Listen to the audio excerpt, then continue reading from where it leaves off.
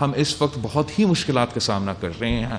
I am very concerned about the people of my province.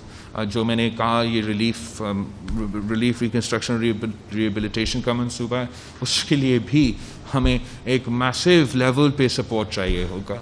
Sindh حکومت تو اپنی پورا کوشش اپنے بجٹ سے کر رہے ہیں.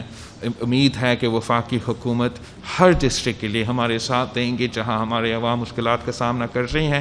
اور خان صاحب خود کہتا ہے کہ جہاں تک فنڈ ریزنگ ہے اور فنڈ ڈونیشنز ہے اور چیریٹی کے کام ہیں وہ پاکستان میں سب سے آگے ہیں. اس میں ہم یہ بھی امید کرتے ہیں کہ وہ ہمارے لیے فنڈ ریزنگ بھی کریں گے. بہت سا نقصان ہو چکا ہے. ہم نے نہ صرف عوام کا فصل کو نقصان کا دیکھنا ہے، نہ صرف وہ چھوٹا کاروبار، چھوٹا دکاندار جس کا پورا معاشی صورتحال مشکل میں ہے، لوگوں کے گھر تباہ ہو چکے ہیں. تو جہاں خان صاحب نے 10 کروڑ گھروں کا وعدہ کیا ہے، ان میں سے اگر ہم پرائیورٹی کر سکتے ہیں اور پرائیورٹی دلوا سکتے ہیں ان لوگوں کو جو اس پورا صوبہ میں اور ملک کے مختلف علاقوں میں ان کے گھر کو نقصان ہوا ہے سیلاب سے، تو یہ بہت اچھا قدم ہوگا.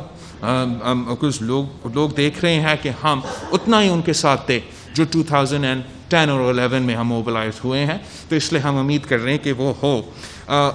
فائنینشیل ایڈمنسٹریٹو وہ تو رسپانسبلٹیز خاص طور پہ قدرتی آفات میں وفاقی حکومتیں کے ہوتی ہے، اور دنیا بھر میں آپ دیکھیں چاہے وہ فلوریڈا میں جو سیلاب کا اور بارش کا سلسلہ ہو رہا تھا، یا جو چائنا میں، اب جگہ جگہ ہوتے ہیں. تو آپ صرف ایک لوکیلٹی یا لیک ایڈمنسٹریشن وہ پورا اپنا کام کرتے ہیں، لیکن پورا ملک ایک ہو کے ان کے ساتھ دیتے. تو اس لیے ہم امید کر رہے ہیں کہ ایسے ہی ہوگا.